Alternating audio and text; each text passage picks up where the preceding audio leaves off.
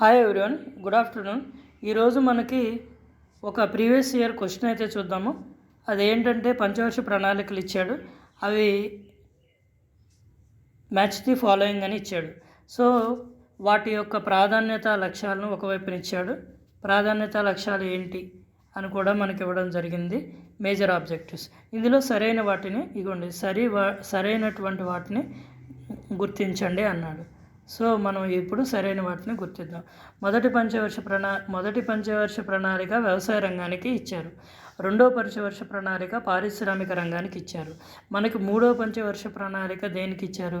స్థిరమైనటువంటి వృద్ధి, స్థిరంతో కూడినటువంటి వృద్ధికి ఇచ్చారు. సో ఆప్షను ఏ, బి మరియు డి మాత్రమే ఆప్షను. సి అనేటువంటిది ఆప్షన్ కాదు. సో మనకి ఆప్షన్ వచ్చి 4 అనేటువంటిది కరెక్ట్ ఆన్సర్. సో ఇలాంటి ప్రీవియస్ ఇయర్ క్వశ్చన్ చేయడం వల్ల మనకి చాలా ఈజీగా ఉంటుంది. ఓకే, అలాగే నా ఛానల్ సబ్స్క్రైబ్ కూడా చేయండి. Thank you.